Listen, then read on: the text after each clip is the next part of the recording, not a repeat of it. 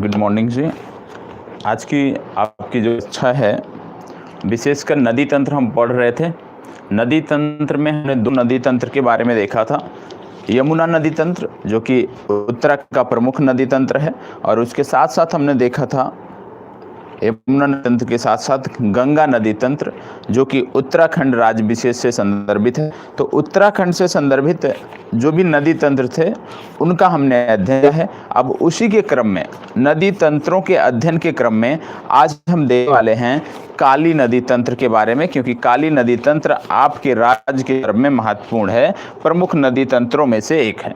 क्योंकि आपने देखा था कक्षा में कि उत्तराखंड के संदर्भ में जो हमने नदी तंत्र पढ़ा था, वहाँ पे 3 नदी तंत्र आपके लिए महत्वपूर्ण बताए गए थे, जिनमें से सबसे पहले का था यमुना नदी तंत्र, दूसरा आपका था गंगा नदी तंत्र, और तीसरा आपका काली नदी तंत्र। तो अब हम जो देखने वाले हैं वो देखने वाले हैं काली नदी तंत्र, क्योंकि पहले दो जो प्रकार थे, पहला यमुना नदी,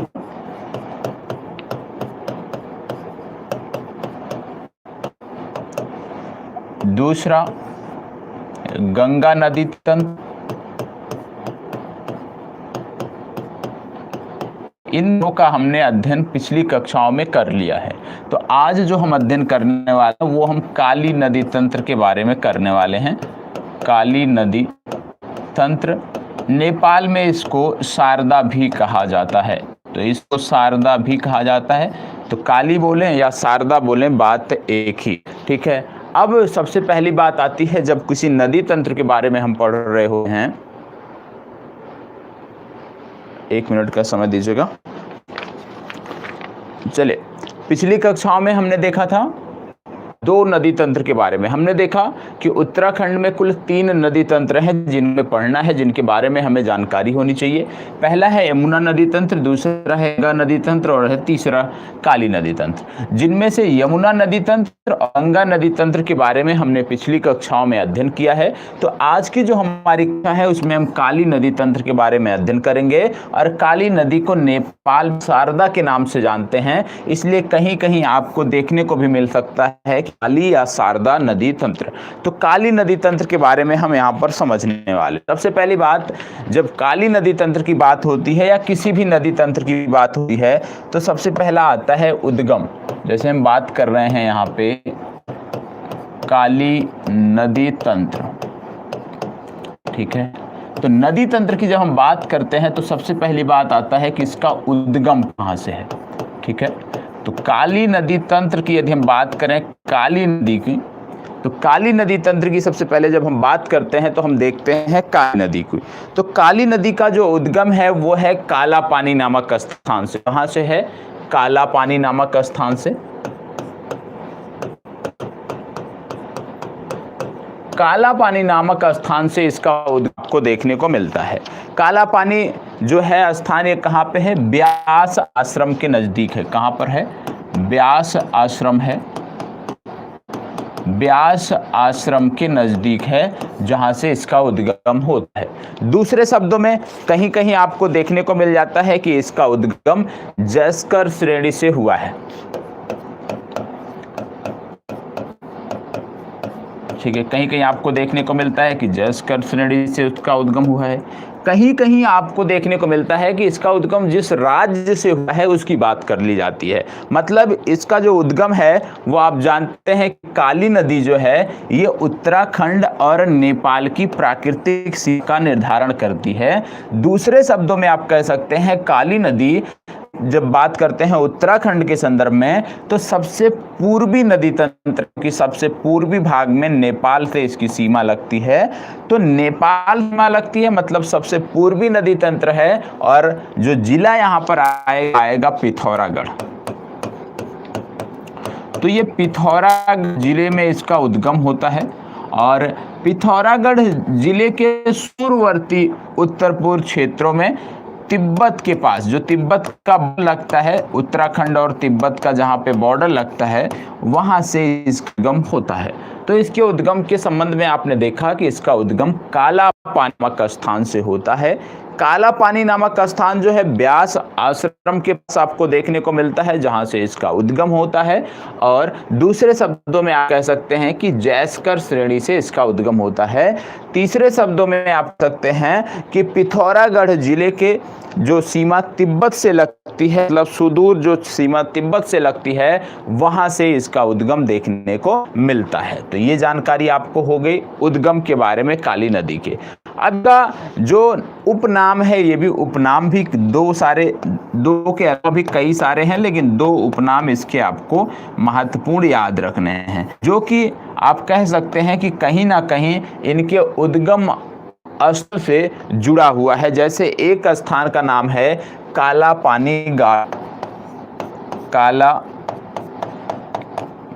पानी गाड़, काला पानी गाड़ इसका उपनाम है। कहीं कहीं इस नदी को काला पानी गाड़ के नाम से भी जानते हैं। दूसरा इसका उपनाम है काली गंगा, इसी नदी को काली गंगा के नाम से भी जाना जाता है।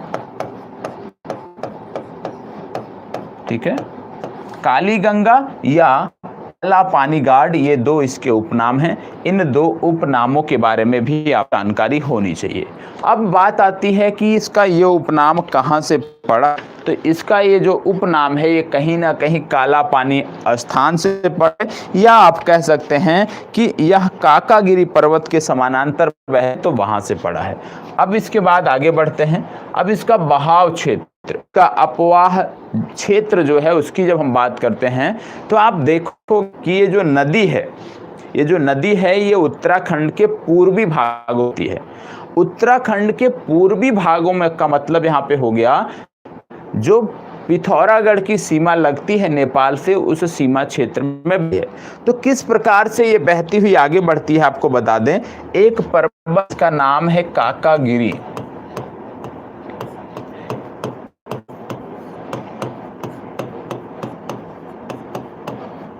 नाम है काकागिरी। तो याद रखना है कि जो काकागिरी आपको देखने को मिलता है, इसी के समानांतर ये जो नदी है भारत नेपाल सीमा में बहती है। ठीक है, भारत नेपाल सीमा के बाद काकागिरी पर्वत के समानांतर बहती है। तो पूछा जा सकता है उत्तराखंड की कौन सी नदी है जो काकागिरी पर्वत के समानांतर बहती है, तो आपको जवाब देना है कि वो है आपकी काली नदी, या पानी गाड़ नदी, या काली गंगा नदी। ये तीनों नाम आपको पता होना चाहिए।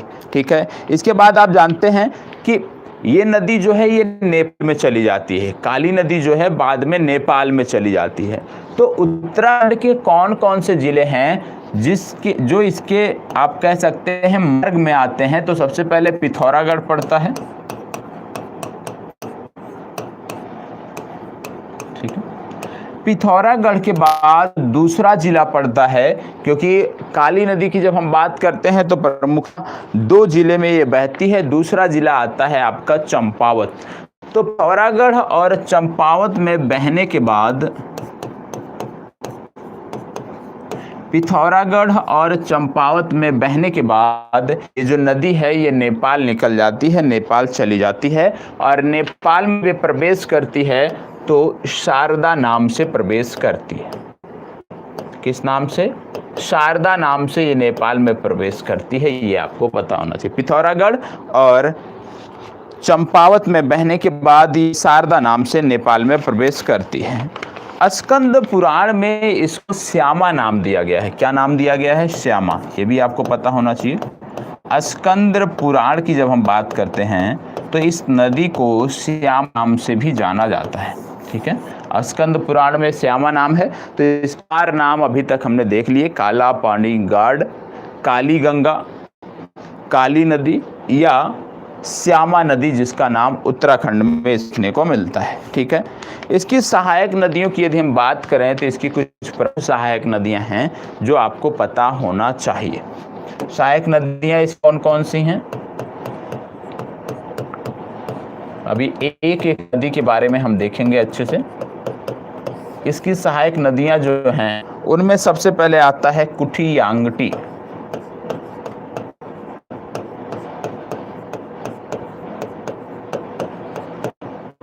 दूसरे नंबर पर आता है पूर्वी धौली गंगा।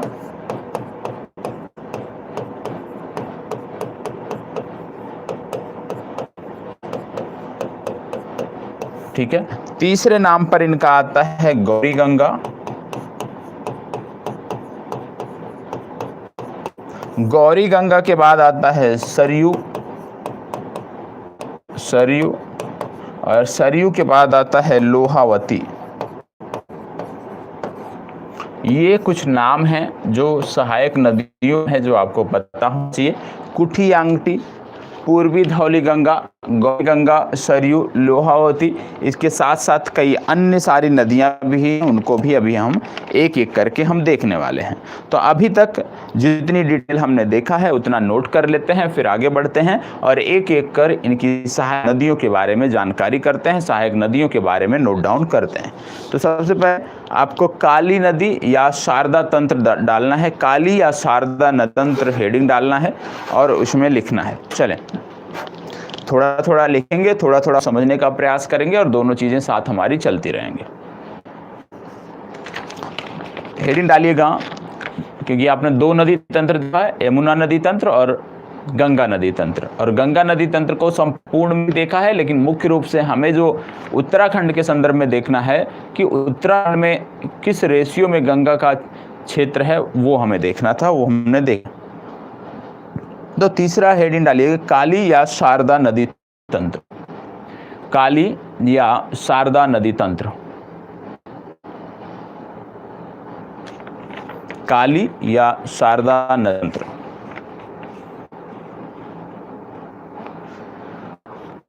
उद्गम लिखिएगा। सबसे पहले इसमें नोट कर लीजिए,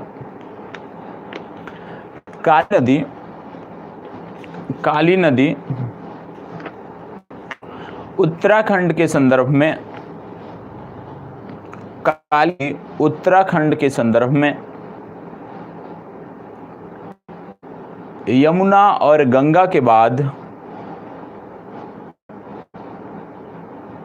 काली नदी उत्तराखंड के संदर्भ में यमुना और गंगा के बाद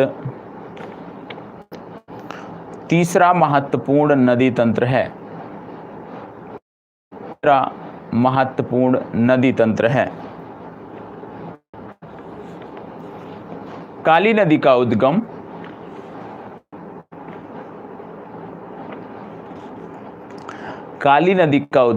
काला पानी ब्यास आश्रम के नजदीक से, काला पानी ब्यास आश्रम के नजदीक से जैसकर श्रेणी से होता है।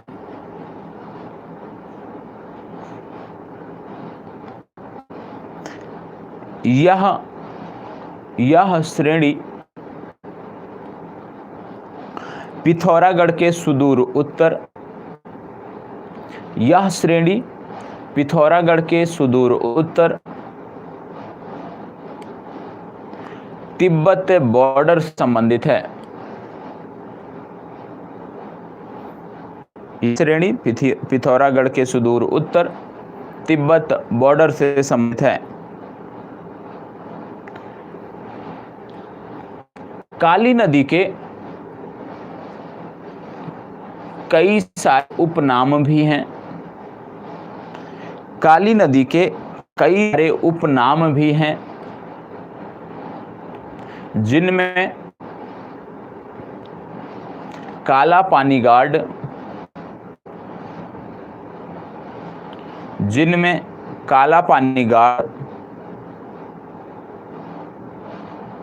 काली गंगा और स्कंद पुराण में प्रचलित नाम, और स्कंद पुराण में प्रचलित नाम श्यामा प्रमुख हैं। स्कंद पुराण में प्रचलित नाम श्यामा प्रमुख हैं। तो काली नदी के आपने देखे 3 प्रमुख नाम, काली गंगा, काला पानी गार्ड और तीसरा आपने देखा श्यामा। ठीक है, आगे लिखिएगा। काकागिरी पर्वत के समानांतर, काकागिरी पर्वत के समानांतर यह नदी, काकागिरी पर्वत के समानांतर यह नदी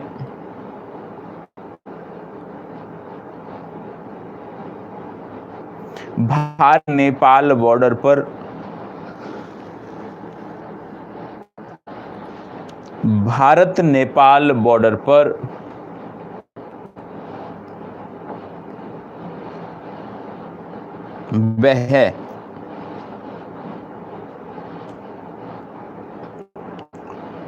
बहती है। पिथौरागढ़ और चंपावत जिलों में बहने के बाद यह नदी, पिथौरागढ़ और चंपावत जिलों में बहने के बाद यह नदी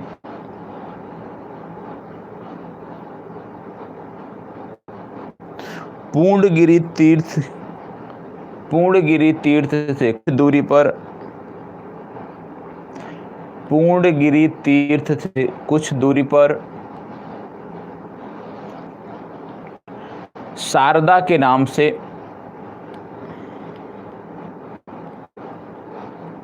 नेपाल में प्रवेश कर जाती है।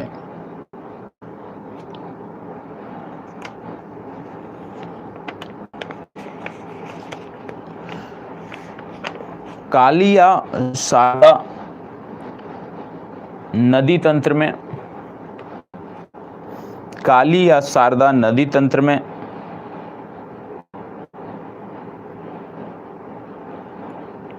काली नदी के अलावा, काली नदी के अलावा इसकी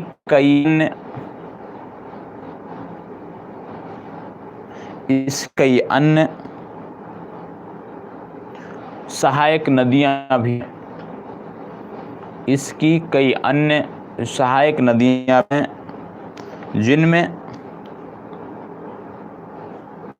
जिनमें कुठियांगटी,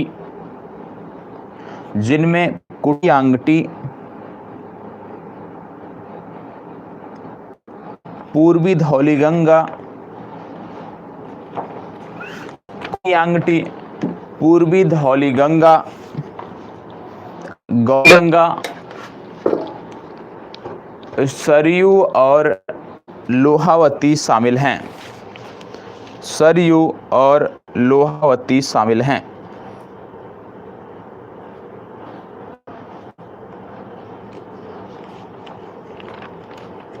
ठीक है, ये आपका हो गया। चले अब एक एक करके इनके सहायक नदियों के बारे में हम देखेंगे।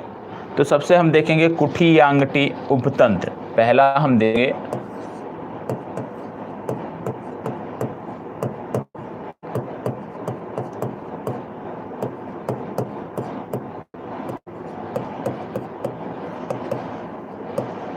कुठियांगटी उपतंत्र।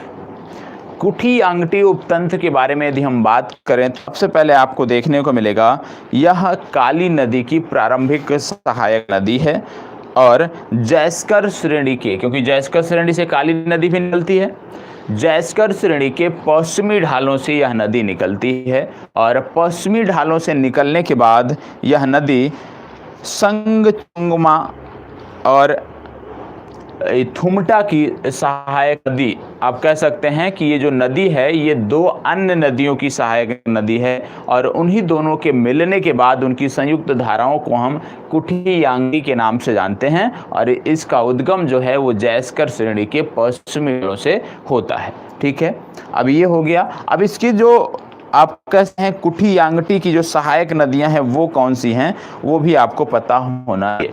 एक का नाम है, पहला इसकी सहायक नदी बात कर रहे हैं, पहला नाम इसमें से आता है निरकुट,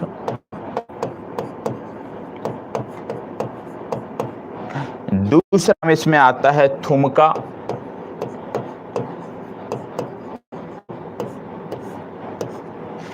तीसरा नाम जो इसमें आता है वो है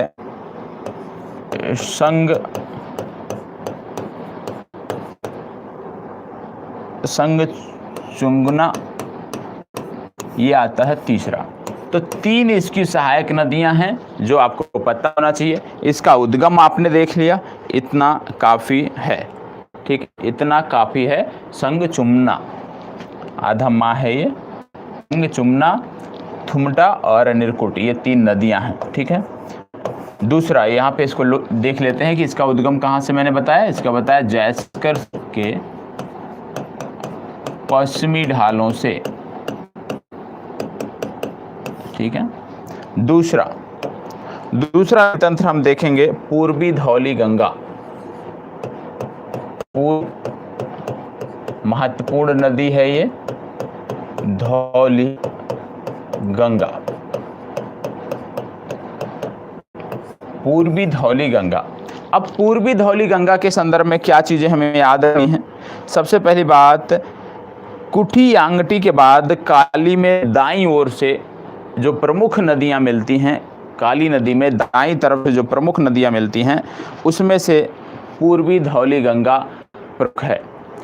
काली नदी में दाईं तरफ से मिलने वाली सहायक नदियों में पूर्वी धौली गंगा प्रमुख है। और पूर्वी धौली गंगा जो नदी है ये आपको देखने को मिलता है खेला नामक स्थान पर।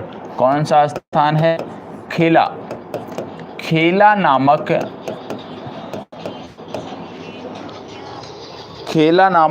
स्थान पर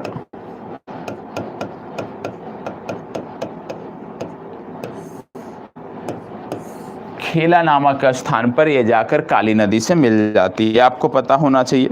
और यदि बात करें ये कहाँ से निकलती है, तो पूर्वी धौली गंगा के जब उद्गम की बात करते हैं तो इसका उद्गम भी हमें पता होना चाहिए। इसका जो उद्गम देखने को मिलता है पूर्वी धौली गंगा का, आपको याद रखना है कि यहज गोवान खान, यहज गोवान खान नामक स्थान से आपको देखने को मिलता है, ठीक है।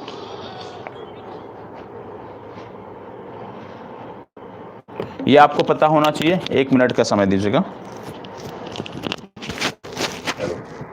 जी बोलिए भैया, ऊपर जाके देखना पड़ेगा, हाउस नंबर लिखा नहीं है क्या उसमें?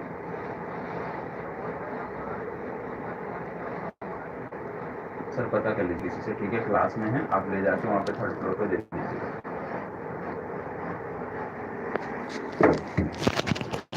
चलिए, यहज गोवान खान नामक, माफ करिएगा, यहज गोवान खान नामक स्थान पर ये ग्लेशियर से ये निकलती है, ये आपको पता होना चाहिए, ठीक है। हिमनद से निकलती है।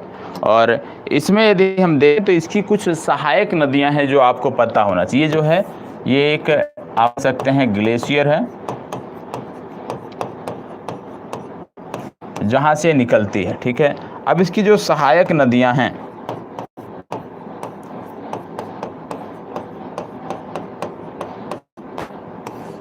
इसकी सहायक नदियों के बारे में पता होना चाहिए। इसकी सहायक नदियों के बारे में कई बार प्रश्न पूछा गया, जैसे दारमा की सहायक नदी है। दारमा के बाद नान दारमा इसकी सहायक नदी है। और इसके बाद शेला यांगटी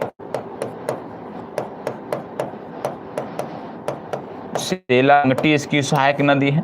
तो इसकी कुछ प्रमुख सहायक नदियां हैं जो हमें पता होना। अभी हम जब नोट डाउन करेंगे एक एक करके तो वहां पर हम चीजों को देख लेंगे। तो 2 नदियां हमने, पहला हमने देखा कुठी यांगटी, दूसरा हमने देखा पूर्वी धौली गंगा। अब तीसरा बात करने वाले हैं गोरी गंगा।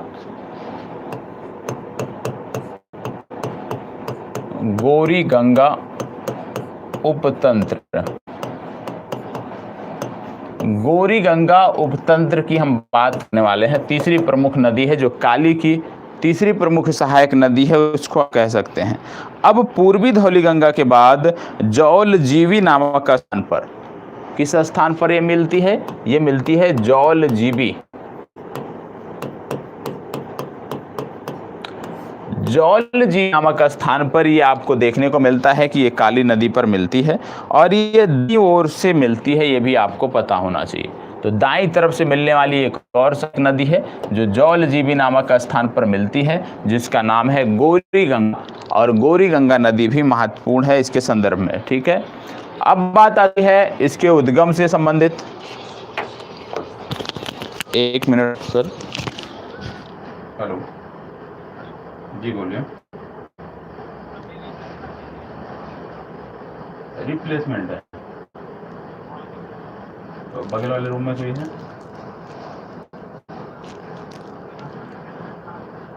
बात करिएगा।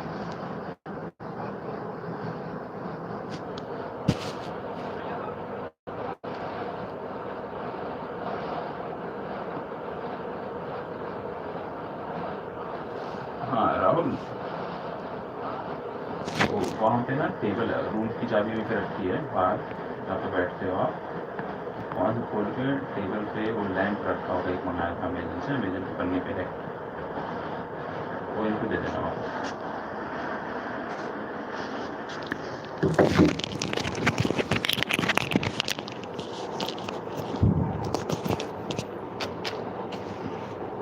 चलिए अब डिस्टरबेंस नहीं होगा, ठीक है। तो हम देख रहे थे गौरी गंगा उपतंत्र के बारे में। हमने देखा जौलजीबी नामक स्थान पर ये जो है जाकर मिल जाती है। किससे जाकर मिल जाती है? ये मिल जाती है आपके काली नदी से, ये हमने देखा। और इसमें आपको पता होना चाहिए कि इसका जो उद्गम है वो कहाँ से होता है। इसका उद्गम होता है मल्ला जोहार क्षेत्र। कहाँ से होता है? मल्ला जोहार क्षेत्र, ये आपको पता होना चाहिए। मल्ला जोहार नामक क्षेत्र से इसका उद्गम होता है। और ये क्षेत्र भी आपकी परीक्षा के लिए महत्वपूर्ण है, नाम पता होना चाहिए, ठीक है। अब मल्ला जोहार में कहाँ से होता है? तो मल्ला जोहार में आपने नाम सुना होगा मिलम। आपने नाम सुना होगा ग्लेशियर का, तो मिलम ग्लेशियर से इसका उद्गम आपको देखने को मिलता है, ठीक है। मल्ला जोहार क्षेत्र में स्थित मिलम हिमनद से इसका जो है ओरिजिन होती है। इसके बाद आता है सरयू उपतंत्र। सरयू उपतंत्र आपको पता होना चाहिए। सरयू उपतंत्र यदि हम देखें तो जैसे कि आपने यमुना के संदर्भ में देखा था, किस नदी को? यमुना के संदर्भ में आप बताएं कि वह कौन सी नदी थी जो यमुना के 2.5 आप कह सकते हैं 2.5 गुना जल को जो है यमुना में सौंपती थी। वो नदी कौन सी थी? कौन सी नदी थी जो यमुना के संदर्भ में 2.5 गुना जल लाकर यमुना में सौंपती थी, यमुना में लेकर शामिल होती थी? प्रमुख नदी थी। और मैंने आपको बताया था कि उत्तराखंड के संदर्भ में जब हम बात करते हैं तो ये नदी यमुना की सबसे बड़ी सहायक नदी है। अब जब पूरे भारत के संदर्भ में बात करते हैं तो जवाब उसका बदल जाता था, तब जवाब होता था चंबल। तो वो कौन सी है ये आपको रिमाइंडर करना है, याद करना है, ठीक है। और नहीं याद आ रहा है तो इसको जाकर तुरंत आपको देखना है, ठीक है। अपने दिमाग को रिमाइंडर दीजिए, पता चल जाएगा कि ये कौन सी नदी थी। तीसरा आता है सरयू नदी।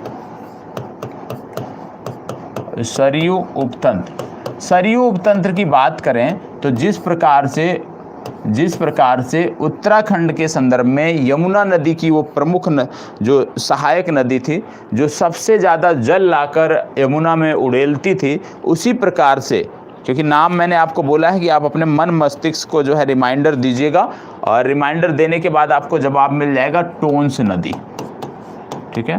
टोंस नदी कल हमने देखा था, इसी का नाम हमने देखा था तमसा। सबसे ज़्यादा जो जल लाकर सौंपती है यमुना में वो है टोंस नदी। तो इसी प्रकार से सरयू उपतंत्र जो है ये काली नदी के लिए एक प्रकार से आप कह सकते हो कि वरदान है। किस प्रकार से वरदान है? क्योंकि सबसे ज़्यादा जो जल है वो सरयू उपतंत्र द्वारा काली नदी में डाला जाता है।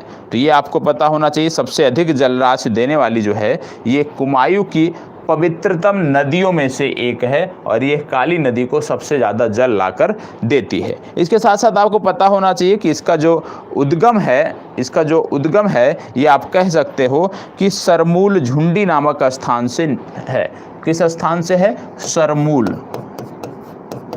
सरमूल नामक स्थान से है। कहीं कहीं इसको झुंडी नामक स्थान भी परीक्षा में आपको देखने को मिल जाता है कि किस स्थान से निकलते हैं, विकल्प में झुंडी रहता है। सरमूल भी याद रखिए और झुंडी भी याद रखिए, जहाँ से इसका उद्गम होता है। यदि हम देखें कि ये है कहाँ पे सरमूल या झुंडी, तो आपको पता चल जाएगा कि ये बागेश्वर जिले में है, बागेश्वर, ठीक है। तो सरयू नदी तंत्र के बारे में हमने देख लिया सरयू नदी उपतंत्र के बारे में हमने देख लिया कि किस प्रकार से ये काली नदी को सबसे अधिक जलराशि देने वाली है, सरमूल नामक स्थान से निकलती है और बागेश्वर जो स्थान है बागेश्वर से ये होकर जाती है। ठीक है, और इसके साथ साथ इसमें पता होना चाहिए कि सरयू की जो प्रथम सहायक नदी है वो है गोमती। ये भी पता होना चाहिए कि इसकी प्रमुख सहायक नदी है गोमती, क्योंकि यहाँ पर हम शब्द क्या उपयोग कर रहे हैं, उपतंत्र पढ़ रहे हैं। इसका मतलब है कि इनकी जो सहायक नदियाँ हैं उनके बारे में भी हमें पता होना चाहिए। यदि हम सिर्फ सरयू नदी पढ़ रहे होते तो सहायक नदियाँ उतनी महत्वपूर्ण नहीं थी, लेकिन शब्द क्या प्रयोग किया जा रहा है, सरयू उपतंत्र, इसलिए इनकी जो सहायक नदियाँ हैं उस पर भी हमें ध्यान देने की ज़रूरत है। ठीक है, अब इसमें यदि हम देखें तो आपको बहुत सारे स्थान इसके नदी के किनारे मिल जाएंगे। जैसे आप जानते हैं बागेश्वर नामक स्थान इस नदी के किनारे मिल जाएगा। दूसरा जो प्रमुख स्थान है, एक धाम है, वो इसके किनारे मिल जाएगा जिसको बोलते हैं बैजनाथ तीर्थ। तो इस प्रकार से कई सारे प्रमुख स्थान हैं जो इस नदी के किनारे आपको देखने को मिल जाते हैं। तो सरयू उपतंत्र आपने देख लिया। सरयू उपतंत्र के बाद जो आपका अगला देखने को मिलता है, प्रमुख जो देखने को मिलता है, वो आपको देखने को मिलता है कुछ अन्य नदियां हैं।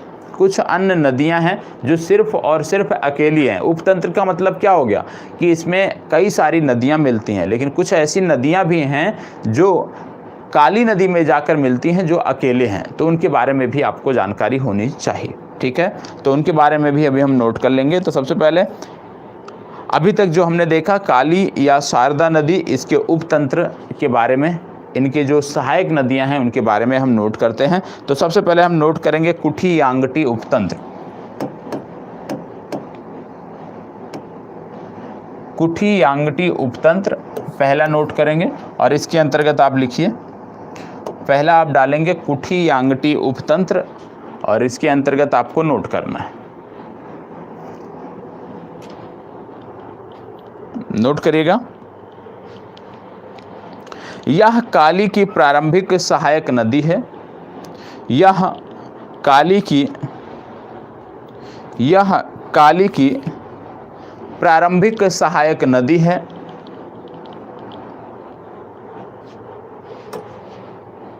यह काली की प्रारंभिक सहायक नदी है जो जैक्सर श्रेणी के पश्चिमी ढलानों से निकलती हुई, जो जैक्सर श्रेणी के पश्चिमी ढलानों से निकलती हुई,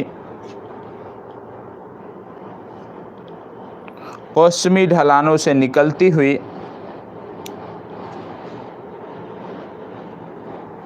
काली नदी में जाकर मिल जाती है। काली नदी में जाकर मिल जाती है। इसकी सहायक नदियों में संगचुमना,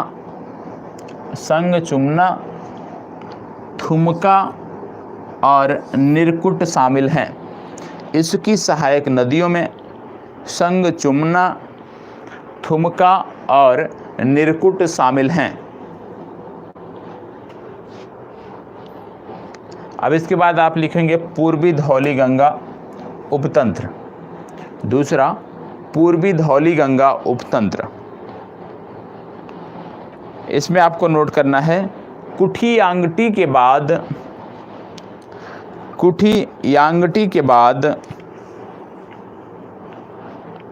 काली में दाईं ओर से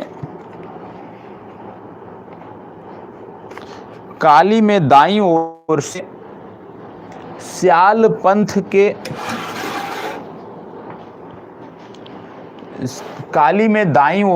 स्याल पंथ के खोला नामक स्थान पर,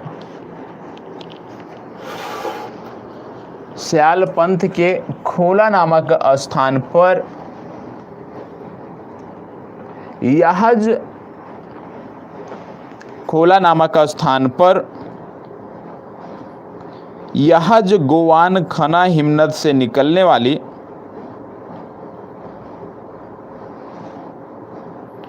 यहज गोवान खना हिमनद से निकलने वाली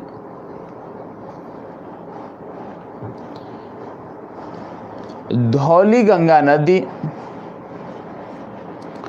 धौली गंगा नदी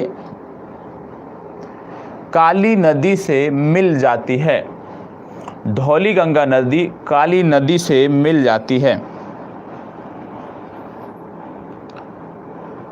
इसकी सहायक नदियों में, धौली गंगा की बात हो रही है तो इनकी सहायक नदियों में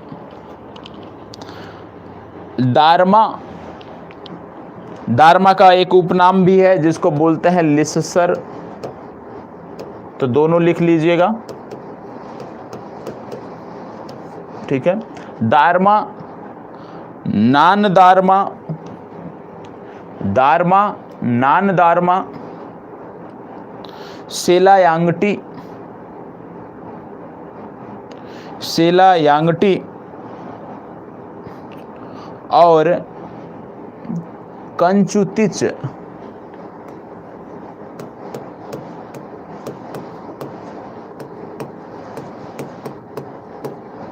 कंचुतिच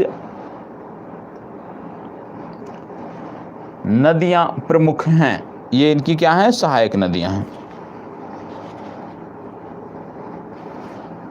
अगला, गौरी गंगा उपतंत्र। गौरी गंगा उपतंत्र, इसमें नोट करिएगा, पूर्वी धौली गंगा के बाद, पूर्वी धौली गंगा के बाद काली गंगा में दाएं ओर से मिलने वाली प्रमुख नदियों में, दाएं ओर से मिलने वाली प्रमुख नदियों में मल्ला जोहार क्षेत्र के, मल्ला जोहार क्षेत्र के मिलम हिमनद से निकलने वाली गौरी गंगा नदी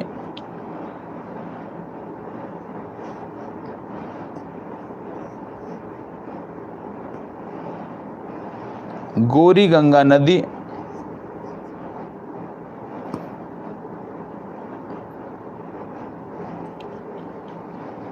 शामिल है, ठीक है। तो आपने नोट किया, धौली गंगा के बाद, पूर्वी धौली गंगा के बाद काली गंगा में दाएं ओर से मिलने वाली नदियों में मल्ला जोहार क्षेत्र में स्थित मिलम हिमनद से निकलने वाली गौरी गंगा नदी प्रमुख है, ठीक है।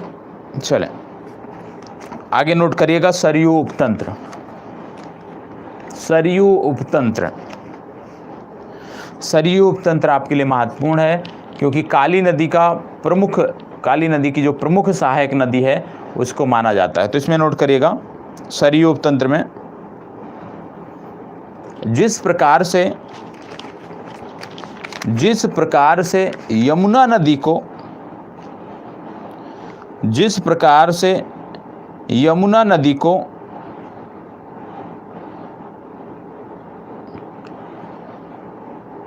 जिस प्रकार से यमुना नदी को टोंस नदी, जिस प्रकार से यमुना नदी को टोंस नदी सबसे ज़्यादा जल उपलब्ध कराती है, जिस प्रकार से यमुना नदी को टोंस नदी सबसे ज़्यादा जल उपलब्ध कराती है, उसी प्रकार से सरयू नदी का स्थान, उसी प्रकार से सरयू नदी का स्थान काली नदी के संबंध में महत्वपूर्ण है। उसी प्रकार से सरयू नदी का स्थान काली नदी के संदर्भ में महत्वपूर्ण है।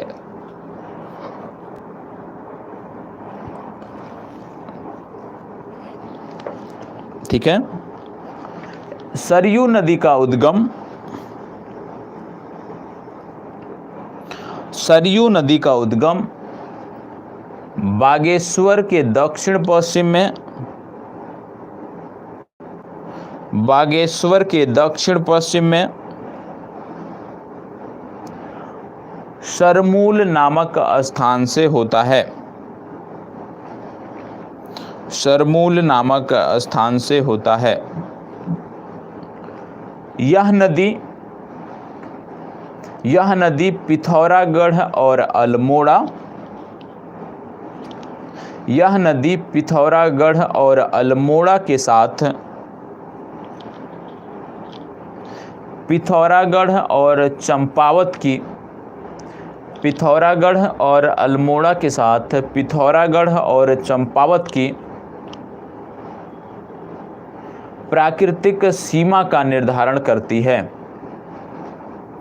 प्राकृतिक सीमा का निर्धारण करती है।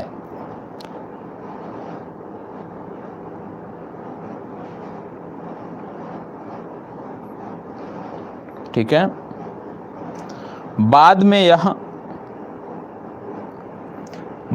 यह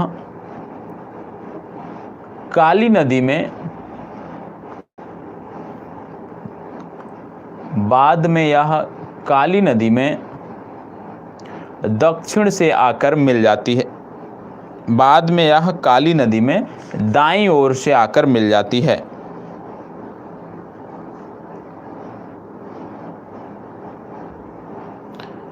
इस नदी के तट पर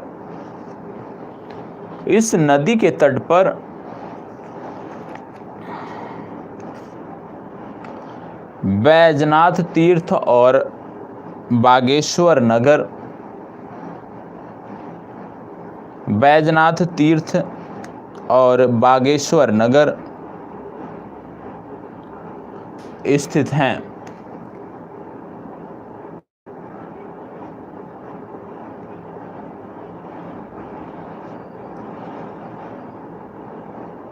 ठीक है। और इसी में आगे नोट करिएगा, बागेश्वर, आगे नोट कर लीजिए, बागेश्वर में आपने नोट किया बागेश्वर, और साथ साथ बागेश्वर के साथ साथ बैजनाथ तीर्थ इसके तट पर स्थित हैं। अब इसी में आगे नोट करना है, बागेश्वर के पास इसकी प्रमुख सहायक नदी गोमती, बागेश्वर के बाद इसकी प्रमुख सहायक नदी गोमती इसमें आकर मिलती है।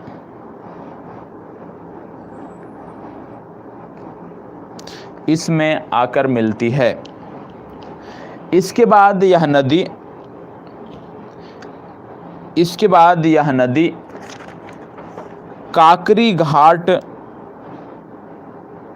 काकरी घाट के समीप रामेश्वर तीर्थ के पास, काकरी घाट के समीप रामेश्वर तीर्थ के पास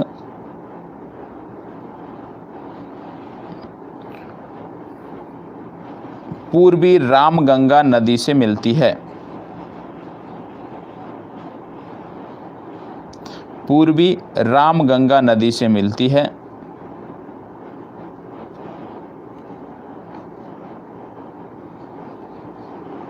ठीक है। चलें, अगला नोट करिएगा, लधिया नदी। लधिया नदी, इसमें नोट कर लीजिएगा, उत्तराखंड की यह अंतिम नदी है। उत्तराखंड की यह अंतिम नदी है जो काली नदी में दाएं ओर से आकर मिलती है। काली नदी में दाएं ओर से आकर मिलती है। काली नदी में इसका संगम, काली नदी में इसका संगम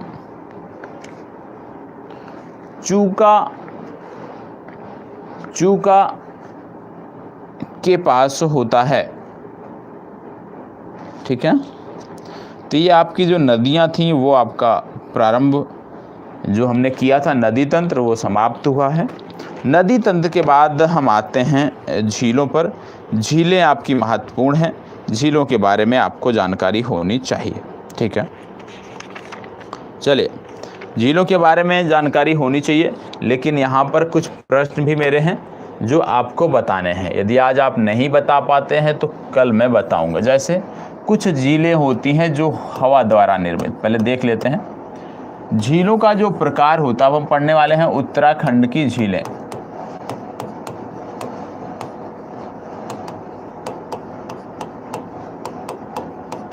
इस टॉपिक पर आने से पहले उत्तराखंड की झीलों के, स्पष्ट दिख नहीं रहा है, उत्तराखंड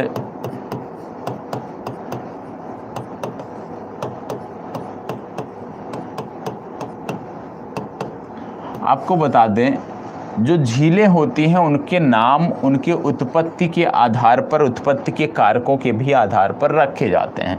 तो कुछ झीलें होती हैं जो हवा द्वारा निर्मित होती हैं, कुछ झीलें होती हैं जो हिमानी द्वारा निर्मित होती हैं। हवा मतलब वायु प्रक्रम द्वारा निर्मित होती हैं, आप कह सकते हैं। कुछ झीलें होती हैं जो उल्का द्वारा, उल्का जैसे गिरने से, उल्का के गिरने से, या आप कह सकते हैं ज्वालामुखी द्वारा निर्मित होती हैं। कुछ झीलें आपको देखने को मिलती हैं जिसको आप बोलते हैं गोखुर झील, पश्च जल आधारित जो झीलें होती हैं। तो आपको विशेष रूप से वायु द्वारा निर्मित झीलें जो होती हैं, हिमानी द्वारा निर्मित जो झीलें होती हैं और उल्का द्वारा निर्मित जो झीलें होती हैं, इनको क्या कहते हैं आपको बताना है, क्योंकि इनका अलग अलग नाम है। जैसे प्लाया झीलें हो गई, सोपानी झीलें हो गई, तो इनके अलग अलग नाम हैं। इनके उद्गम के कारणों के आधार पे इनके नाम रखे गए हैं। तो वो कौन कौन से हैं ये आपको बताने हैं। ठीक है, चलिए, अभी हम बात कर रहे हैं झीलों की। तो जब झीलों की बात करते हैं, झीलों की बात करते हैं तो सबसे पहले आपको कुछ जानकारी पता होनी चाहिए। झीलों के बारे में कुछ जानकारी आपको पता होनी चाहिए। जैसे भारत में कई प्रकार की झीलें पाई जाती हैं, भारत में कई प्रकार की झीलें पाई जाती हैं। जैसे मैंने आपसे सिर्फ इतना पूछा है कि हिमानी द्वारा जो निर्मित झीलें होती हैं उनको क्या कहते हैं, वायु प्रक्रम द्वारा जो निर्मित झीलें होती हैं उनको क्या कहते हैं, ये दोनों आपको बताना है, बाकी चीज़ें मैं यहाँ पर बता रहा हूँ। ठीक है, तो झीलें जो हैं, झीलें कई प्रकार की होती हैं। जैसे आपको भारत में देखने को मिलेगा विवर्तनिक झीलें,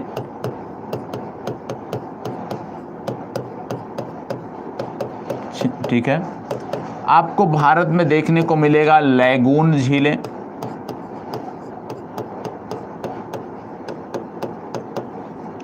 आपको देखने को मिलेगा प्लाया झीलें। तो झीलों के कई सारे प्रकार आपको भारत में देखने को मिलते हैं और इसके बहुत सारे उदाहरण भी हैं।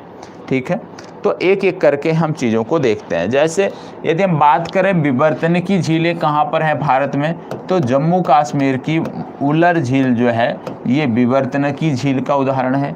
लैगून झीलों की यदि हम बात करें तो भारत में प्रमुखता से लैगून झीलें पाई जाती हैं। कहाँ पर पाई जाती हैं? लैगून मतलब होता है पश्च जल आधारित झीलें। मतलब मान लीजिए ये कोई जलीय निकाय है, मान लीजिए कोई जलीय निकाय है और इसमें से कुछ जल जो है बाहर आ जाता है और इस जल जब बाहर आता है तो किसी ऐसे क्षेत्र में आता है जहां से ये पुनः जल्दी बाहर नहीं निकल पाता। मतलब समुद्र तटीय क्षेत्रों में आपको देखने को मिलता है कि इस तरह से कुछ क्षेत्र होते हैं जहां पर समुद्र का जल प्रवेश कर जाता है और ये आकार ले लेती हैं लैगून झीलों की। तो लैगून झीलें वहाँ पर देखने को मिलेंगी जहाँ पर बड़ी जलराशि आपको पास में समीप में देखने को मिलती है, विशेषकर समुद्र तटीय क्षेत्रों में ये आपको देखने को मिलती हैं। तो आप देखते हो लैगून झीलों में, तो आप चिल्का झील का नाम सुनते हो उड़ीसा, इसके बाद आप सुनते हो पुलिकट आंध्र प्रदेश, ठीक है, ये आपका हो गया ओडिशा।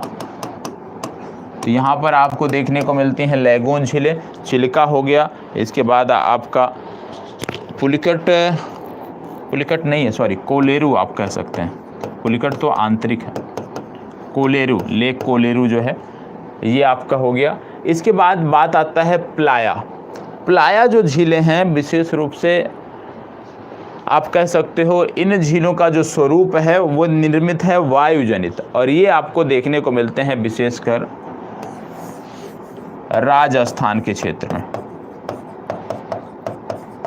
राजस्थान के क्षेत्र में जो वायु प्रक्रम द्वारा निर्मित झीलें हैं वो भी एक प्रकार है जो कि इनके अंतर्गत आता है। और इनमें कौन कौन से हैं, जैसे राजस्थान की चाहे जो झीलें उठा के देख लीजिए, चाहे डोंडवाना, डेबार, डेंगना, पंचमुद्रा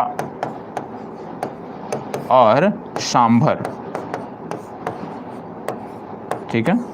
तो ये प्रमुख झीलें हैं जो आपको पता होना चाहिए, ठीक है। इसके बाद यदि हम देखें तो ज्वालामुखी झीलों की बात आती है। ज्वालामुखी झीलों में यदि हम देखें या उल्कापातीय झीलों में देखें तो महाराष्ट्र की लोनार झील है, उल्कापातीय झील बोला जाता है, ज्वालामुखी झील बोला जाता है, तो लोनार आपको पता होना चाहिए। तो कहने का मतलब भारत में जो है झीलों के कई सारे प्रकार आपको देखने को मिलते हैं, जिनमें विवर्तनिकी झीलें, ज्वालामुखी झीलें, लैगून झीलें या इनको बोलते हैं पश्च जल आधारित झीलें, और तीसरा वायु प्रक्रम द्वारा निर्मित झीलें जो आपको अधिकतर देखने को मिलती हैं। अब जब हम बात करते हैं उत्तराखंड की, तो उत्तराखंड में जो झीलें देखने को मिलती हैं विशेषकर वो पांचवा प्रकार आपका है, वो आता है हिमानीकृत झीलें। उत्तराखंड में न आपको विवर्तनिकी झीलें देखने को मिलेंगी, ना आपको वायु प्रक्रम द्वारा निर्मित झीलें देखने को मिलेंगी, और ना ही आपको पश्च जल आधारित लैगून झीलें देखने को मिलेंगी, बल्कि उत्तराखंड में आपको जो झीलें देखने को मिलेंगी वो हैं हिमानीकृत झीलें। क्योंकि आप जानते हैं कि उत्तराखंड में आप कह सकते हैं कि कुछ क्षेत्र ऐसे हैं जहां पर वर्ष भर बर्फ जमा रहता है। तो उन क्षेत्रों में जब मान लीजिए कुछ क्षेत्र ऐसे हैं जहाँ पे वर्ष भर बर्फ जमा रहता है, कुछ क्षेत्र ऐसे भी होंगे जहाँ पे बर्फ गर्मियों में समाप्त हो जाती है।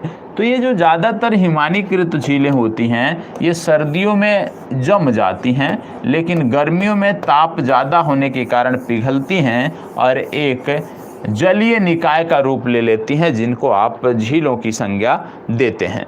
अब उत्तराखंड की जब झीलों को हम पढ़ते हैं तो मंडल वाइज झीलें हम देखते हैं। पहला हम देखते हैं कुमायूं मंडल में स्थित झीलें। दूसरा हम देखते हैं गढ़वाल मंडल में उपस्थित झीलें। तो एक एक करके हम यहाँ पर चीज़ों को देखेंगे। पहले हम देखेंगे कुमायूं मंडल में स्थित झीलें। क्योंकि यहाँ से प्रश्न काफ़ी बनते हैं झीलों से, कुमायूं मंडल से संबंधित झीलें हम देखने वाले हैं, ठीक है। अब कुमायूं मंडल से संबंधित झीलें हम देखने वाले हैं, तो यहाँ पर आपको तुरंत याद करना चाहिए कि भैया कुमायूं मंडल है, इसमें ज़िले कितने हैं, ये तुरंत आपको याद आना चाहिए। दूसरा, कुमायूं मंडल की स्थिति क्या है, भौगोलिक स्थिति क्या है, वो तुरंत आपके दिमाग में मैप बन जाना चाहिए कि भैया ये कुमायूं मंडल की बात हो रही है तो इसकी भौगोलिक पहचान ये है। ये तुरंत आपको कार्य करना चाहिए। यदि बन रहा है फिगर आपके मन मस्तिष्क में तो अच्छी बात है, नहीं बन रहा है तो तुरंत पेज पलटना है और देखना है कितने ज़िले हैं और इनकी भौगोलिक अवस्थिति क्या है, ठीक है। चलिए, अब कुमायूं क्षेत्र में यदि हम देखें तो आप जानते हो कुमायूं क्षेत्र में जो झीलों के लिए सबसे ज़्यादा प्रसिद्ध क्षेत्र है वह है नैनीताल का क्षेत्र। कुमायूं क्षेत्र में सबसे ज़्यादा जो झीलें आपको देखने को मिलती हैं वो नैनीताल के क्षेत्र में देखने को मिलती हैं, और विशेषकर नैनीताल को यदि आप कह लीजिए तो यहाँ पर झीलों की अधिकता आपको देखने को मिलती है। इसी के कारण नैनीताल को जो है झीलों की नगरी भी कहा जाता है, ये भी आपको पता होगा। इसमें आप देखोगे इस क्षेत्र में तो नैनीताल झील देखने को मिलेगा, नौकुचिया ताल देखने को आपको मिलेगा, भीमताल आपको देखने को मिलेगा, सात ताल आपको देखने को मिलेगा। तो कई सारी प्रमुख झीलें आपको देखने को मिलेंगी। अब एक एक करके हम प्रयास करेंगे, क्योंकि कुछ पिक्चर भी है हमारे पास, तो हम प्रयास करेंगे कि इनको दिखाते हुए हम समझने का प्रयास करते हैं, ठीक है। झीलों को हम दिखाते हुए समझने का प्रयास करते हैं तो थोड़ा सा और रोचक रहेगा और हमें भी थोड़ा सा समझने में भी सुविधा होगी। तो ये आप देख रहे हैं ये आपका क्रम यहाँ पे देखने को मिल रहा है। भीमताल की ये पिक्चर है, तो सबसे पहले हम भीमताल को देखने का प्रयास करते हैं, भीमताल को समझने का प्रयास करते हैं। ठीक है, भीमताल की अब हम बात करने वाले हैं। भीमताल की यदि हम बात करें तो सबसे पहले आप देखने को पाओगे भीमताल में कि यह काठगोदाम से 10 किलोमीटर की दूरी पर स्थित झील है। कहाँ से? काठगोदाम के पास स्थित झील है।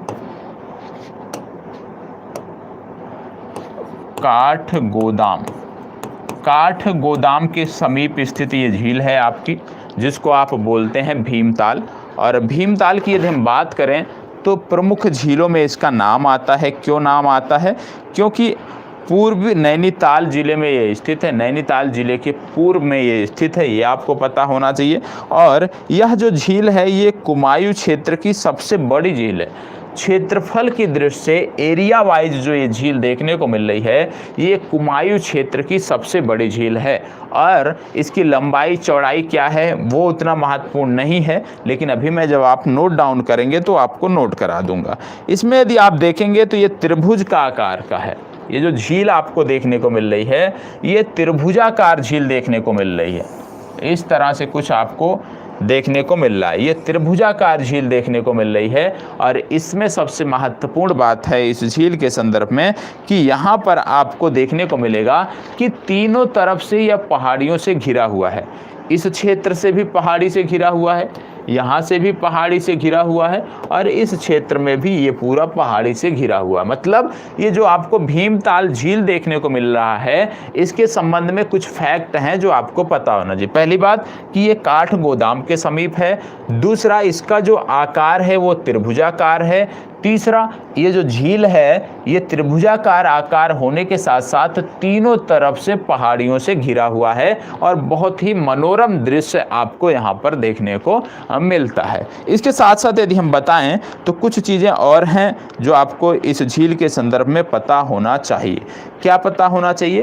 कि ये जो झील है, इस झील विशेष में बोला जाता है कि इसमें एक टापू है जिस पर आपको रेस्टोरेंट देखने को मिलता है।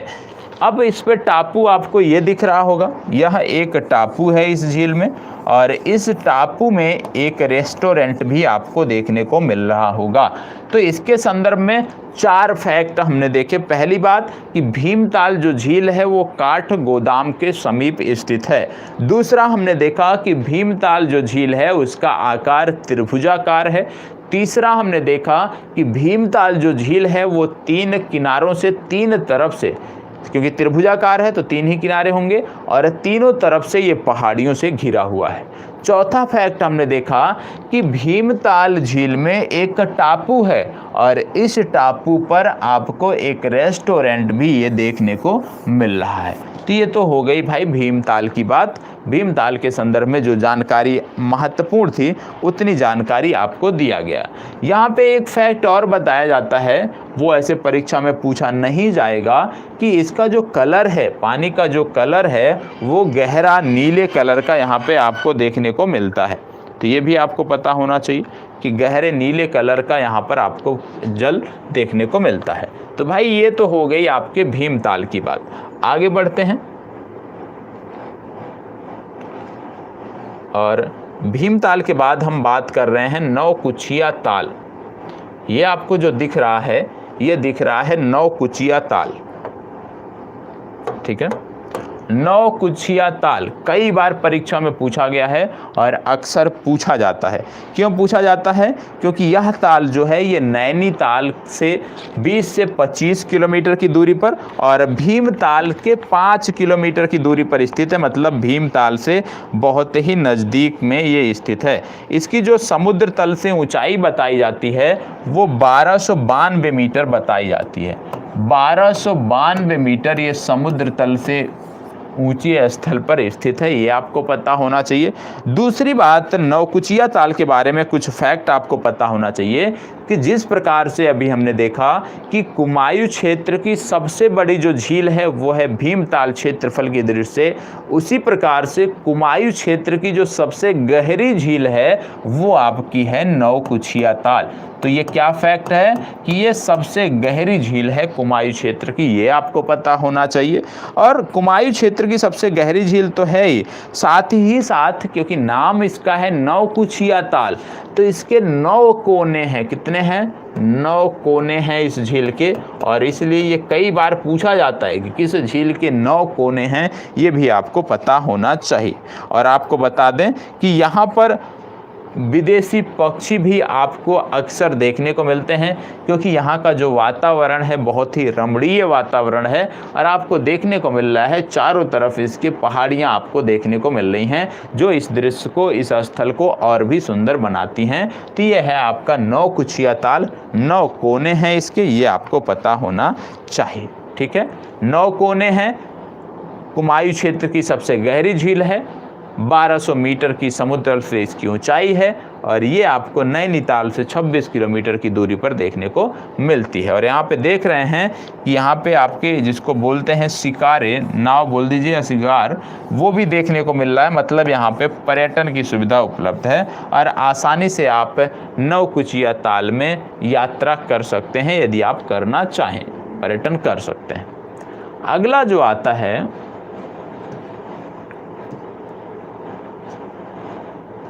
ये आपका है, 1 मिनट, क्योंकि ऐसे तो मैं गया नहीं हूँ तो ऐसे तो मैं बता नहीं सकता, तो पिक्चर से हम देख लेते हैं। अब हम बात कर रहे हैं नैनीताल की। ठीक है, ये आपकी है नैनीताल लेक। नैनीताल लेक की हम यहाँ पर बात करने वाले हैं। नैनीताल लेक, ठीक है भैया, बहुत सारे इस पे यदि हम देखें नैनीताल लेक पे बहुत सारा गाने भी बने हैं, और एक गाना बहुत प्रसिद्ध हुआ था नैनीताल से संबंधित, नैनीताल के लेक से संबंधित, आप सबको पता ही होगा। तो नैनीताल जो है यह एक कटोरे की भांति है। नैनीताल जो लेक है ये पूरा का पूरा एक बाउल की भांति है, एक कटोरे की भांति है। और स्कंद पुराण में बोला जाता था कि त्रिऋषि सरोवर, त्रिऋषि सरोवर इसको बोला जाता था। कहाँ पर? स्कंद पुराण में, ये आपको पता होना चाहिए। इसकी जो ऊंचाई है ये समुद्र तल से 1937 मीटर है। 1937 मीटर की इसकी ऊंचाई है समुद्र तल से।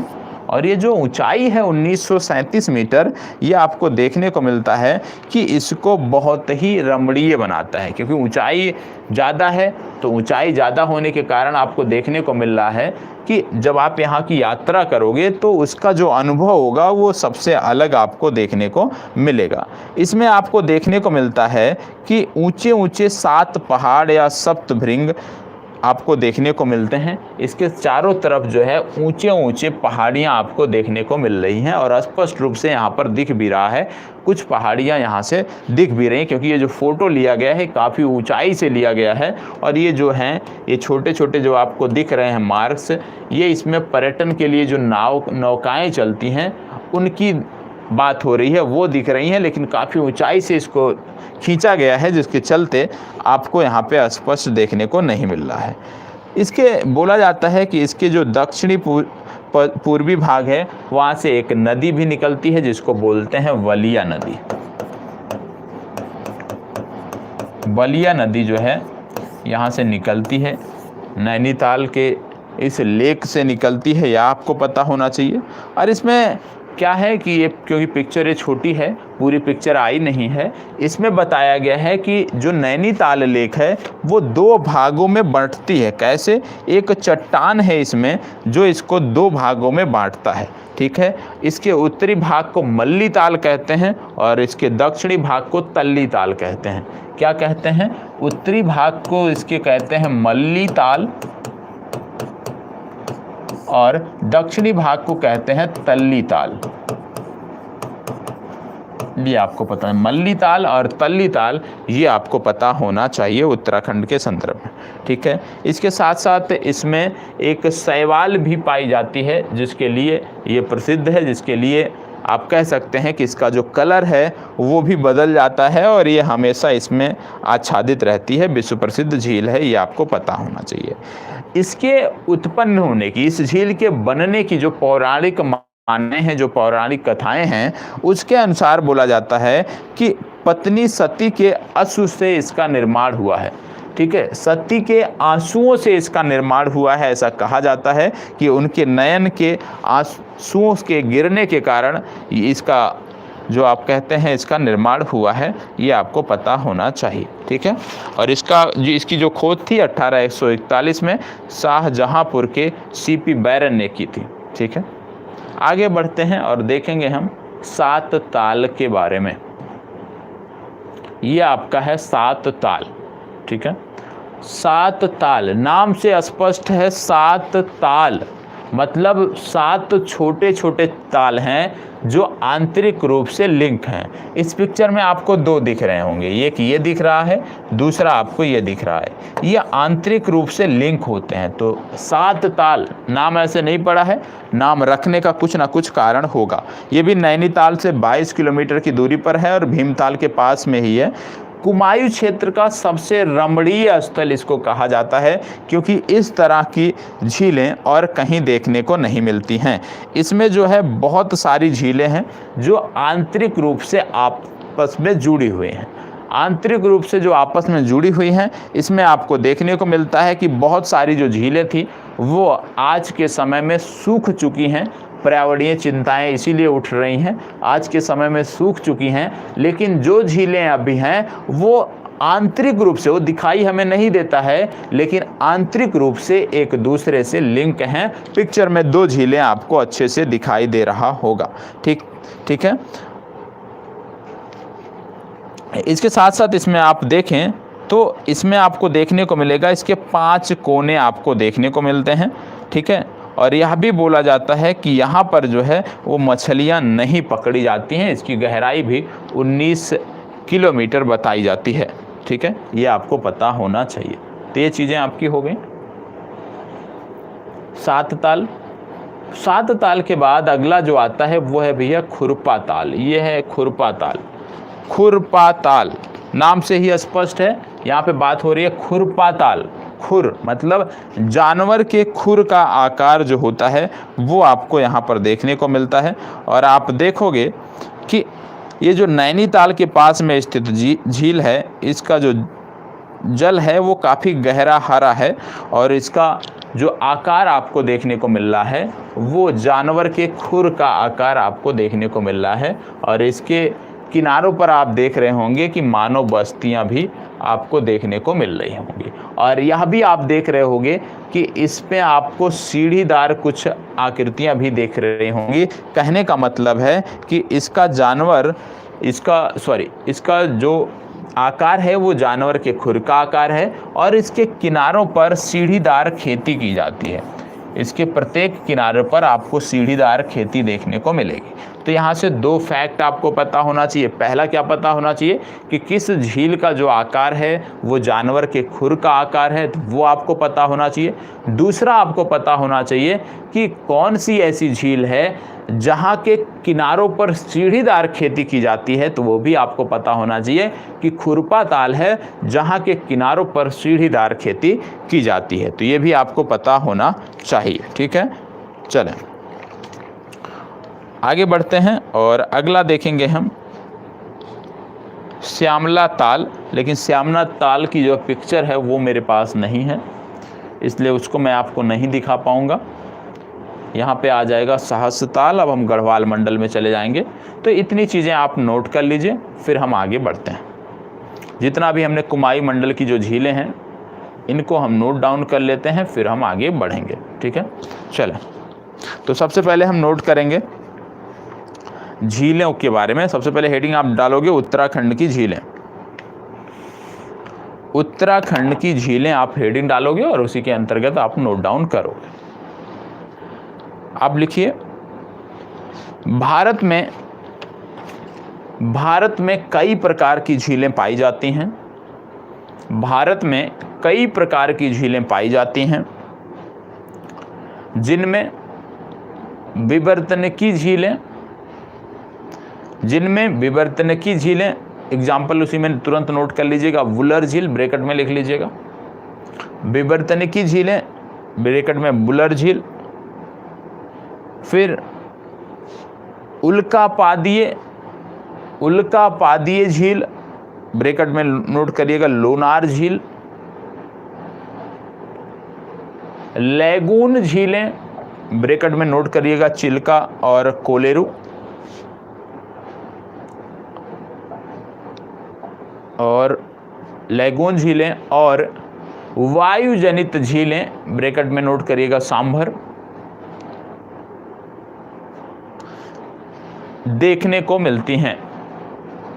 भारत में कई प्रकार की झीलें पाई जाती हैं, जिनमें विवर्तनिकी झीलें, उल्कापातीय झीलें, लैगून झीलें, और लैगून झीलों के बाद वायु प्रक्रम द्वारा निर्मित झीलें देखने को मिलती हैं। उत्तराखंड के संदर्भ में हमें हिमानी झीलों के बारे में, उत्तराखंड के संदर्भ में हमें हिमानी झीलों के प्रकार के बारे में, उत्तराखंड के संदर्भ में हमें हिमानी झीलों के प्रकार के बारे में अध्ययन करना है। उत्तराखंड के संदर्भ में हमें हिमानी झीलों के प्रकार के बारे में अध्ययन करना है। हिमानी झीलों के प्रकार के बारे में, या उत्तराखंड के संबंध में हमें हिमानी प्रकार की झीलों का अध्ययन करना है। अब नोट करिएगा, सबसे पहले कुमायूं क्षेत्र की झीलें, कुमायूं क्षेत्र की झीलें,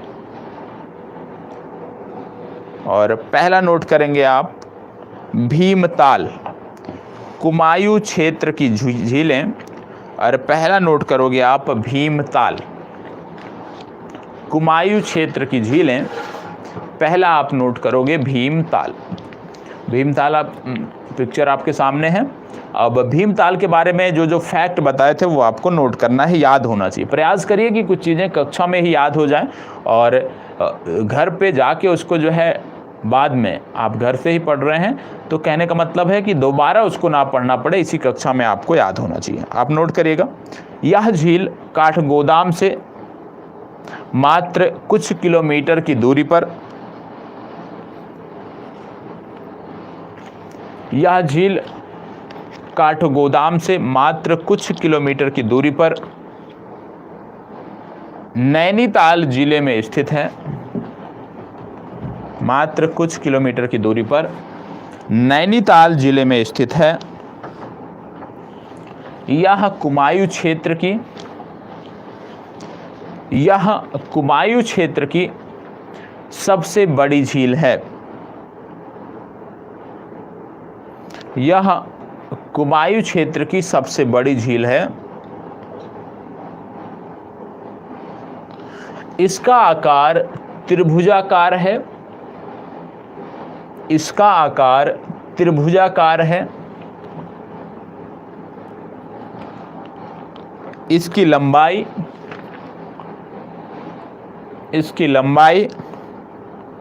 1674 मीटर। इसकी लंबाई, चौड़ाई और ऊंचाई इसलिए नोट करा रहा हूं क्योंकि मान लीजिए टिप्पणी लिखने को आ जाए 2 अंक में कि भाई इस पर टिप्पणी लिखिए, या 8 अंक में 125 शब्दों में लिखने को आ जाए तो आप कर ले जाएं। इसकी लंबाई 1674 मीटर, चौड़ाई 447 मीटर और गहराई 26 मीटर है। त्रिभुजाकार होने के साथ साथ यह झील तीन तरफ से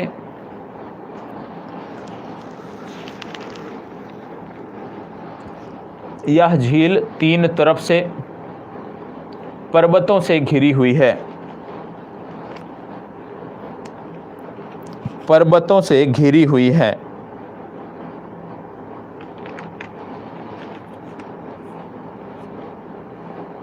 यह कमल और कमलकंडी के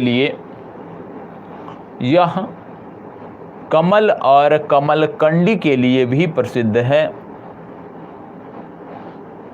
यह कमल और कमलकंडी के लिए भी प्रसिद्ध है। इस झील के बीच में एक टापू है, ये जो आपको देखने को मिल रहा है, इस झील के बीच में एक टापू है।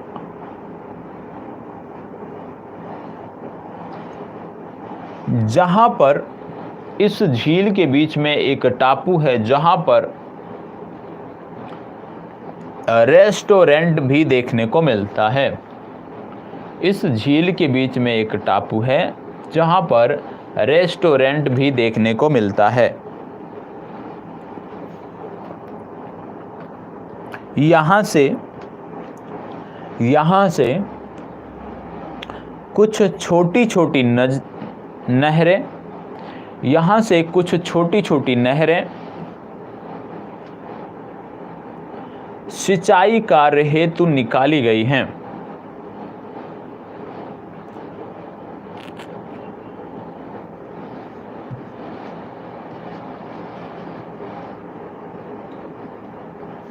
चलें, दूसरा हेडिंग डालिए, नौकुचिया ताल। भीमताल के समीप स्थित, समीप का मतलब यहां से 3 से 4 किलोमीटर है। भीमताल के समीप स्थित, भीमताल के समीप स्थित इस ताल की, मतलब नौकुचिया ताल की, इस ताल की समुद्र तल से ऊंचाई 1292 मीटर है। 1292 मीटर है।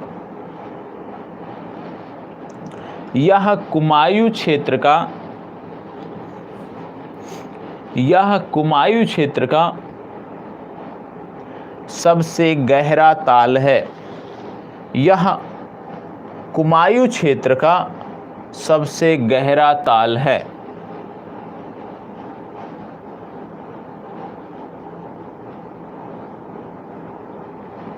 इसकी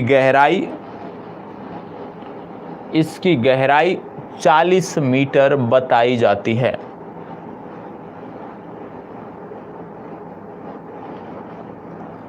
इसकी गहराई 40 मीटर बताई जाती है। इस झील के 9 कोने हैं। इस झील के 9 कोने हैं।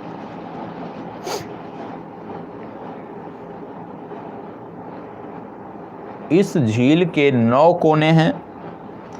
पक्षियों के निवास के लिए यह झील, पक्षियों के निवास के लिए यह झील सर्वोत्तम स्थान है। सर्वोत्तम स्थान है। एक किंवदंती के अनुसार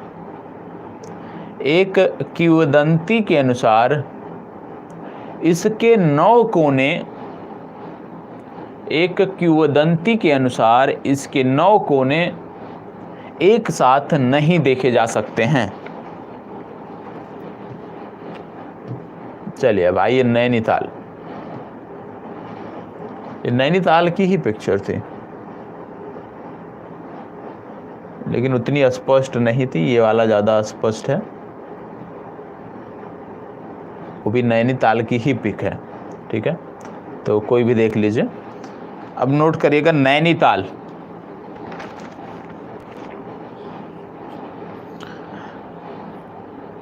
नोट करिए इसमें, नैनीताल नगर के मध्य में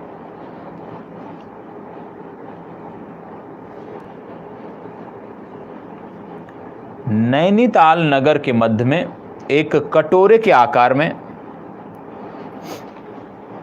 नैनीताल नगर के मध्य में एक कटोरे के आकार में यह झील स्थित है।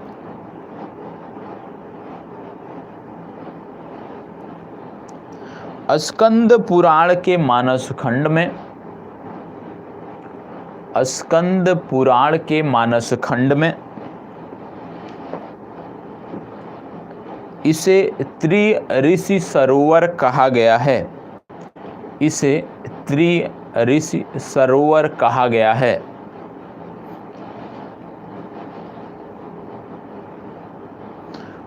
समुद्र तल से 1937 मीटर की ऊंचाई पर स्थित इस झील के चारों ओर, समुद्र तल से 1937 मीटर की ऊंचाई पर स्थित इस झील के चारों ओर ऊंचे ऊंचे 7 पहाड़ देखने को मिलते हैं।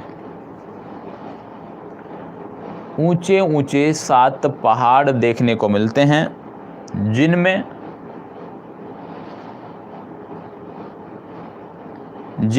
नैना पीक सबसे ऊंची है, जिनमें नैना पीक सबसे ऊंची है। इसके दक्षिणी पूर्वी भाग से,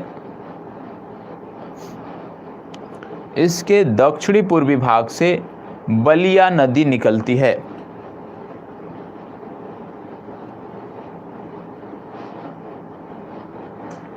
इस झील के बीच में एक छोटी सी चट्टान है। इस झील के बीच में छोटी सी चट्टान है जिसके माध्यम से, इस झील के बीच में छोटी सी चट्टान है जिसके माध्यम से यह झील 2 भागों में बंट जाती है, जिससे यह झील 2 भागों में बंट जाती है। इसके उत्तरी भाग को मल्ली ताल, इसके उत्तरी भाग को मल्ली ताल तथा दक्षिणी भाग को तल्ली ताल कहा जाता है, तथा दक्षिणी भाग को तल्ली ताल कहा जाता है।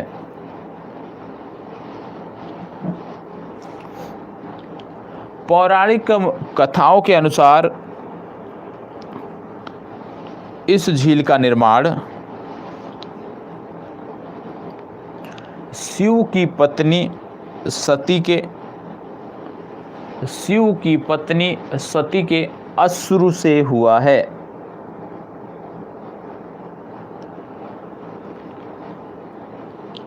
ठीक है, चलें अगला नोट करेंगे 7 ताल।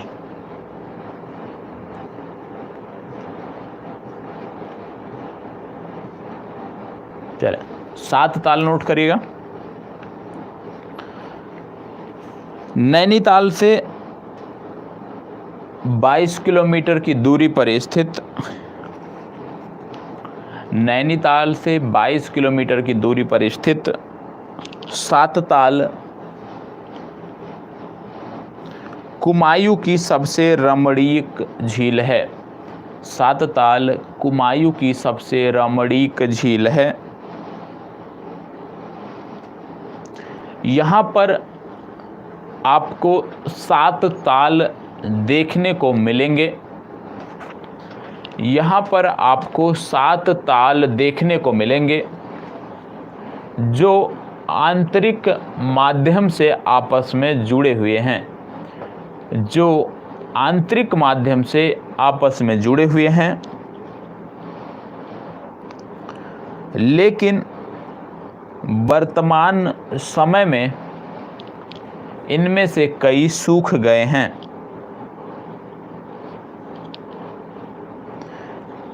जिनमें से वर्तमान समय में कई सूख गए हैं।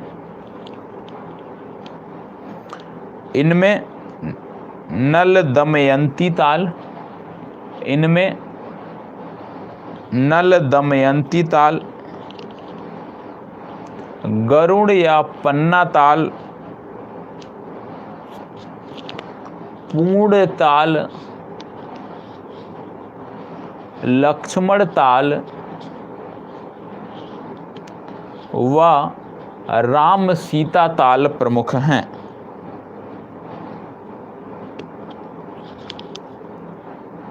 ये सभी ताल आंतरिक जलधाराओं द्वारा आपस में जुड़े हुए हैं, जैसे मैंने बताया अभी आपको।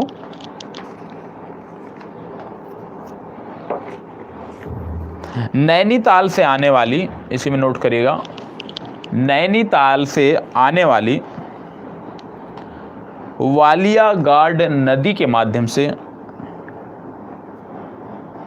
वालिया गार्ड नदी के माध्यम से इन तालों का जल गौला नदी में चला जाता है।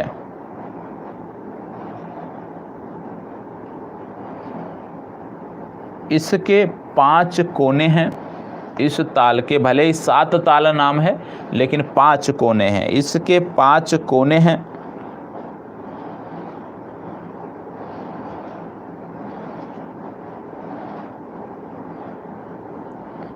इसके 5 कोने हैं, नोट करके लिखिएगा। इसको हाईलाइट कर लीजिएगा, जो चीज़ लिख रहे हो भी कि इसके 5 कोने हैं, हाईलाइट करिएगा। इसके 5 कोने हैं और इसकी आकृति अश्वखुर के समान है, और इसकी आकृति अश्वखुर के समान है।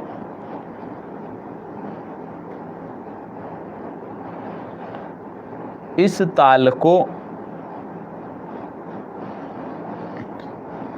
दमयंती ताल कहते हैं। तो कभी यदि आपसे पूछ लिया जाए कि किस ताल की आकार अश्वखुर के आकार की है, तो आपको बताना है दमयंती ताल। इसलिए आपको बताया मैंने कि इसको नोट कर लीजिए। क्यों?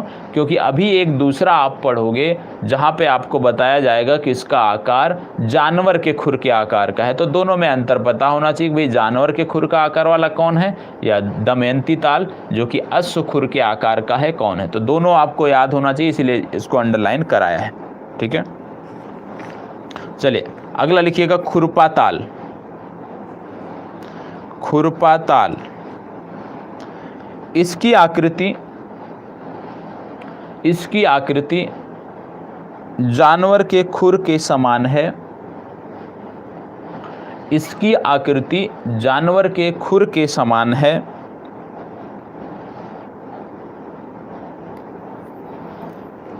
इसके चारों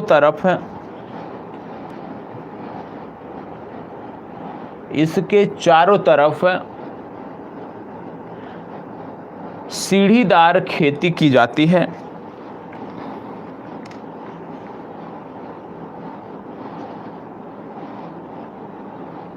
यह तीन तरफ से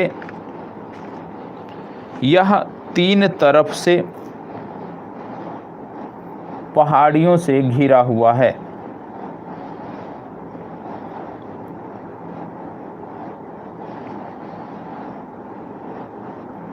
ठीक है, अब इसके बाद 4 और हैं, जैसे द्रोण सागर। तो हेडिंग डालिएगा द्रोण सागर, फैक्ट केवल नोट कर लीजिएगा इसका बस, द्रोण सागर। और इसमें नोट कर लीजिएगा, गुरु द्रोण ने अपने शिष्यों को धनु विद्या की शिक्षा, इसमें सिर्फ नोट कर लीजिएगा, गुरु द्रोणाचार्य ने अपने शिष्यों को धनु की शिक्षा, धनु विद्या, धनुष चलाना, धनु विद्या की शिक्षा इसी ताल के समीप दी थी।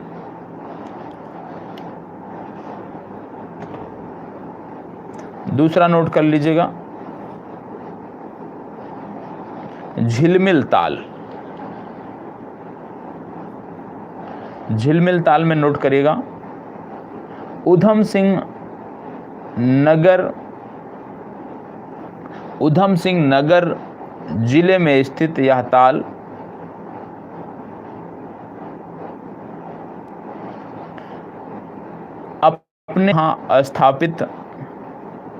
अपने यहाँ स्थापित चामुंडा, संतोषी माता, नागनाथ और मनसा देवी के मंदिरों के कारण प्रसिद्ध है। ठीक है, अगला नोट करिएगा, अभी आपने नोट किया, ये किस में नोट किया? जो आपने नोट किया अभी, मनसा देवी के मंदिरों के कारण प्रसिद्ध है, इसको नोट करना था गिर ताल के अंतर्गत। अगर आपने झिलमिल ताल लिखा होगा तो करेक्ट कर लीजिएगा, ये गिर ताल के बारे में मैंने बताया आपको। अब झिलमिल ताल के बारे में नोट कर लीजिए। चंपावत के टनकपुर ब्रह्मदेव क्षेत्र के समीप,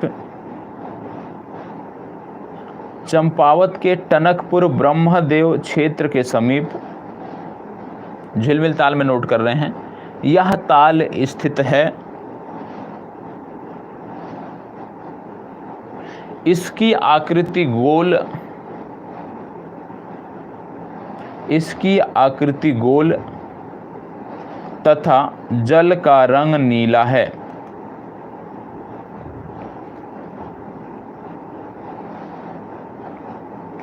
चले अगला नोट करिए, श्यामला ताल।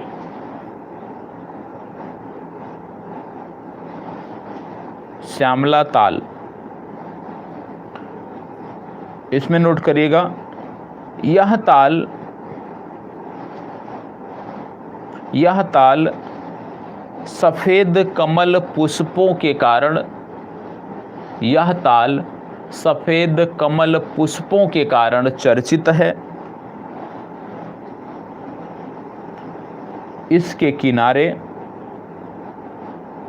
इसके किनारे विवेकानंद आश्रम स्थित है।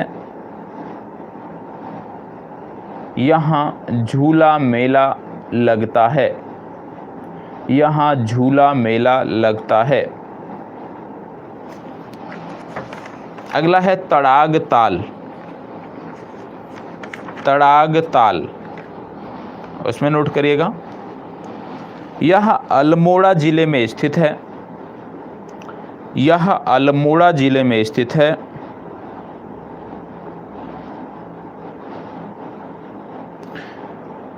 ग्रीष्म काल में यह सूख जाता है। ग्रीष्म काल में यह सूख जाता है, जिससे इसमें खेती की जाती है।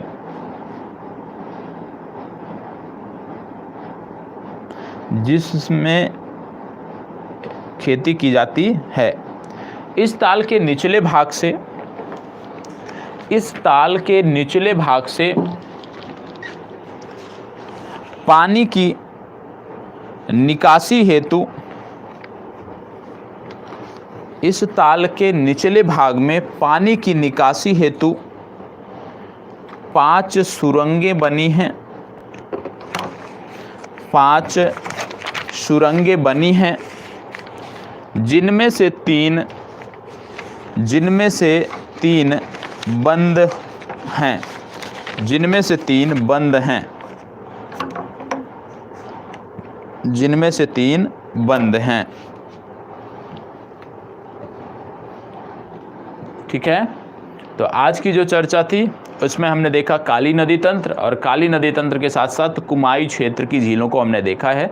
कल की जो हमारी चर्चा होगी उसमें हम गढ़वाल क्षेत्र से संबंधित झीलों को देखेंगे, और कुछ यहाँ पे जो प्राकृतिक स्रोतें हैं उनकी भी हम बात करेंगे। तो आज की जो चर्चा थी उसको यहीं पे समाप्त करते हैं। बहुत बहुत धन्यवाद।